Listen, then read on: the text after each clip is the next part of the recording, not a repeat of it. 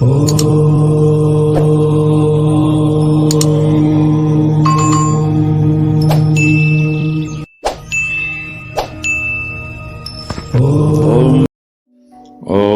परमात्मने नमः।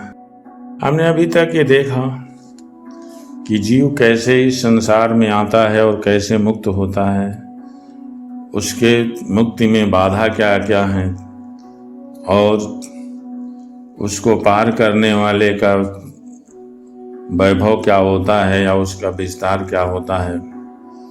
अब हम देखते हैं कि संसार में रमते रहने वाले का गति क्या होता है।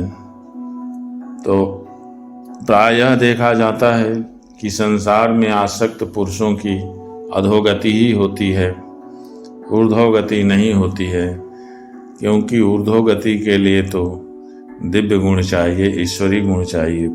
जिस प्रकार वायु के द्वारा उड़ाए जाने वाला बादल उसके शक्ति को नहीं जानता, हवा जिधर चलती है बादल उधर ही चलने लगते हैं, उसी प्रकार यह जीव भी बलवान काल की प्रेरणा से अनेक अवस्थाओं तथा योनियों में भ्रमण करता रहता है, पर उसके पराक्रम को नहीं जानता।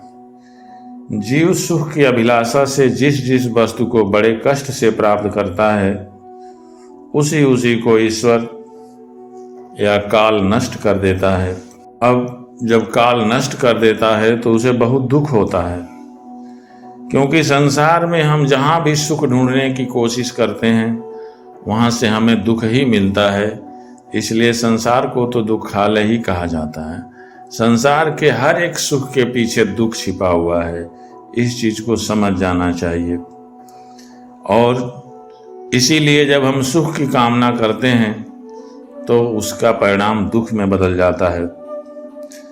इसका कारण यही है कि यह मूर्ख जीव अपने इस नष्ट होने वाले शरीर तथा उससे संबंध रखने वाले घर, खेत और धन आदि को मोहवश सत्य मान लेता है और नित्य रहने वाला मान लेता है।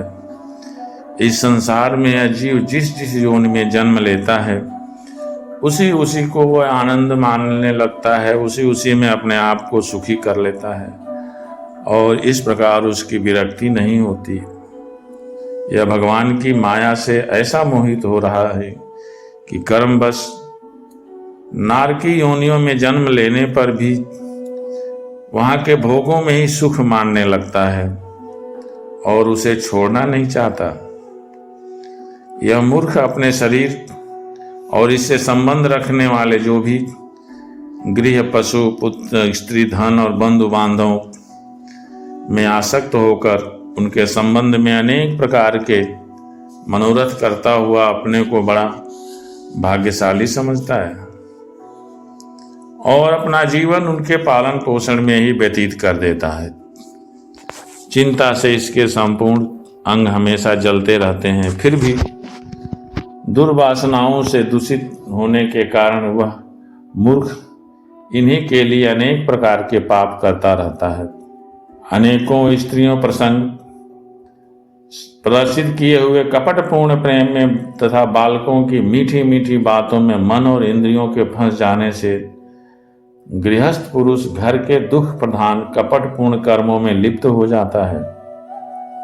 उस समय बहुत सावधानी करने पर यदि उसे किसी दुख का प्रतिकार करने में सफलता मिल जाती है तो उसे ही वह सुख सा मान लेता है। जहां तहां भयंकर हिंसा वृत्ति के द्वारा वह धन इकट्ठा करता है और ऐसे लोगों का पोषण करता है जिनके पोषण से नरक में जाता है। स्वयं तो उनके खाने पीने से बचे हुए अन्न को ही खाकर रहता है। बार बार प्रयत्न करने पर भी जब उसकी कोई जीविका नहीं चलती तो वह लालच के बस में हो जाने से दूसरे की धन की इच्छा करने लगता है। जब मंद भाग्य के कारण इसका कोई प्रयत्न नहीं चलता और मंद बुद्धि धनहीन होकर कुटुंब के भरण पोषण में जब ये असमर्थ हो जाता है, अर्थात जब इसके पास भरण पोषण करने की क्षमता नहीं होती है, तब अत्यंत दीन और चिंतातुर होकर लंबी लंबी सांसें छोड़ने लगता है। इसे अपने पालन पोषण में असमर्थ देखकर वे सभी इसके सगे संबंधी पहले के समान आदर नहीं करते। जैसे कंजूस किसान बूढ़े बैल की उपेक्षा कर देते हैं, फिर भी इसे वैराग्य नहीं होता। इतना कष्ट सहने के बाद भी इसे वैराग्य नहीं होता है। सभी लोग इससे घृणा करते हैं, फिर भी इसका वैराग्य नहीं होता। जिन्हें उसने स्वयं पाला था वे ही अब उसका पालन करते हैं। वृद्धावस्था के कारण इसका रूप बिगड़ जाता है, शरीर रोगी हो जाता है और शरीर की शक्ति मंद पड़ जाती है। भोजन और पुरुषार्थ दोनों ही कम हो जाते हैं। यह मरणोन्मुख होकर घर में पड़ा रहता है और कुत्ते की तरह स्त्री पुत्र आदि के अपमान पूर्वक दिए हुए टुकड़े को खाकर जीवन निर्वाह करता है।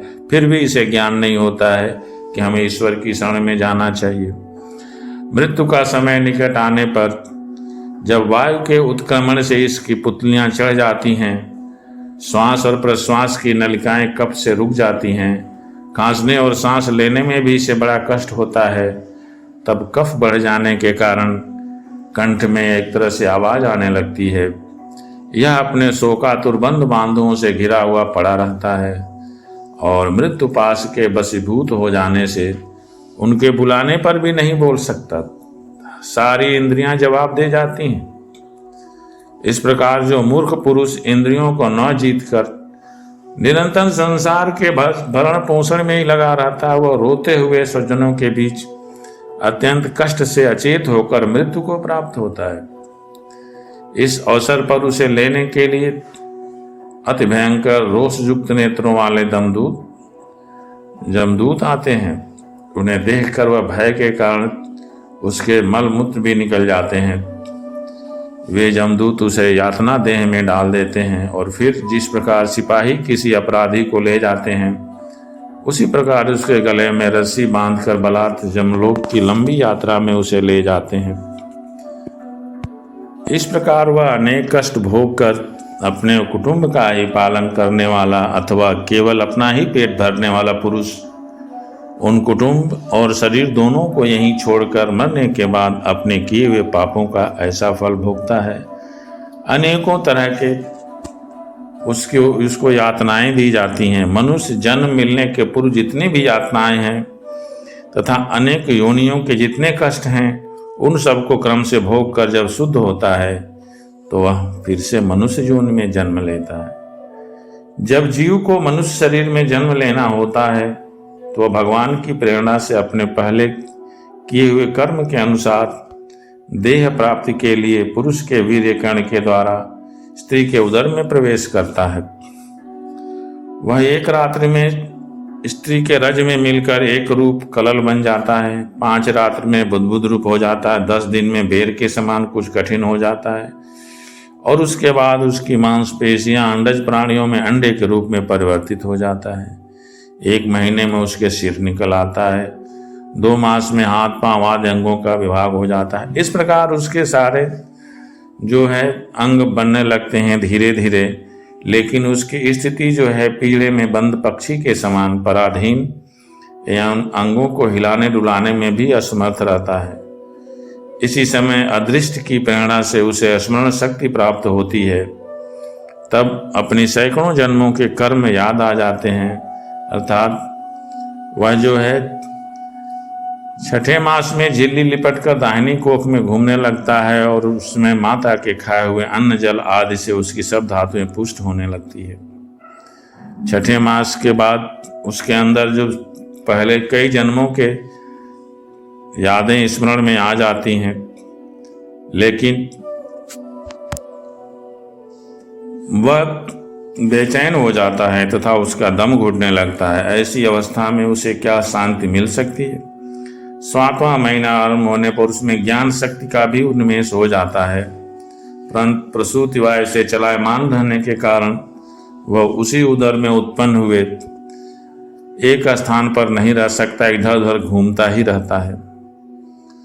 तब सप्त धातु में स्थूल शरीर से बंधा हुआ यह देहात्मदर्शी जीव अत्यंत भयभीत होकर दीन वाणी से कृपा याचना करता हुआ हाथ जोड़कर उस प्रभु की स्तुति करता है जिसने उसे माता के गर्भ में डाला था।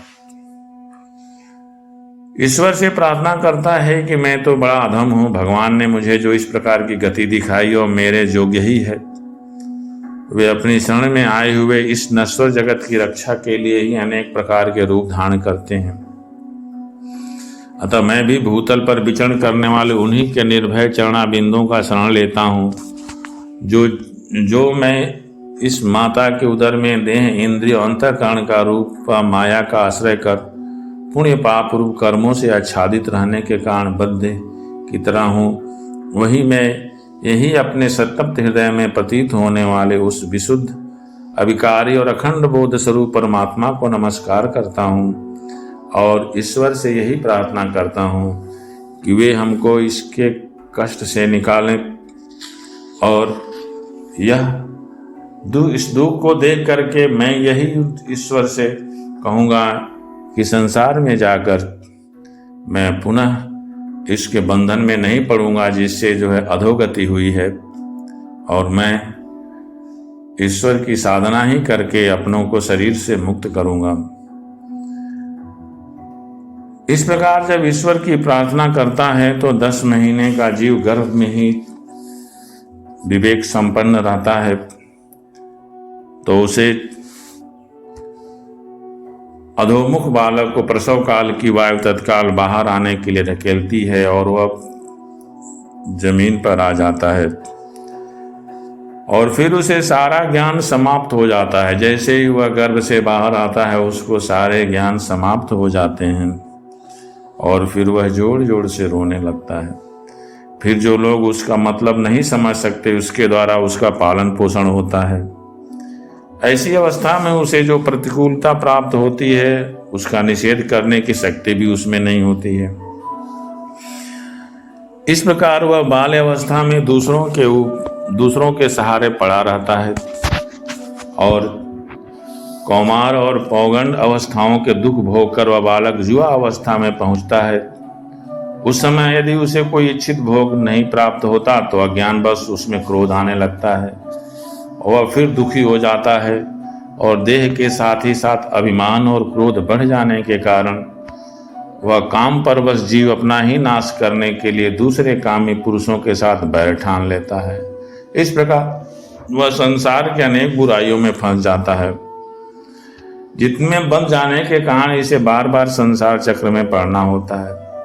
सन्मार्ग में चलते हुए यदि इसका किन्हीं जिह्वा और उपस्थेंद्रियों के भोगों में लगे हुए विषयी पुरुषों से मिलन हो जाता है और वह उनमें आस्था करके उन्हीं का अनुगमन करने लगता है तो पहले के समान ही फिर नारकी योनियों में पड़ता है। इस तरह से जिनके संग से इसके सत्य, शौच, दया, वाणी का संयम, बुद्धि, धन, संपत्ति, लज्जा सारे सद्गुण नष्ट हो जाता है, जो ऐसे संसारी के चक्कर में पड़ता है वह एक खिलौने की तरह इधर से उधर भ्रमण करता रहता है। कभी एक का खिलौना बनता है तो कभी दूसरे का खिलौना बनता है, क्योंकि इस जीव को किसी और का संग करने से ऐसा मोह और बंधन नहीं होता जैसे स्त्री और स्त्रियों के संगियों का संग करने से होता है।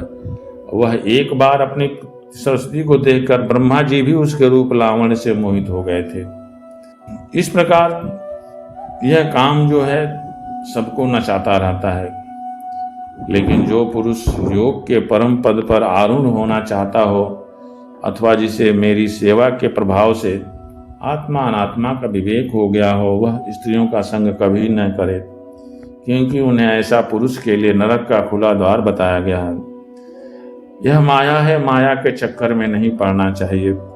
उसमें आसक्त रहने के कारण तथा अंत समय में स्त्री का ही ध्यान रहने से जीव को स्त्री योनि प्राप्त होती है। इस प्रकार स्त्री योनि को प्राप्त हुआ जीव पुरुष रूप में प्रतीत होने वाली मेरी माया ही धन, पुत्र और गृह आदि देने वाला अपना पति मानता रहता है।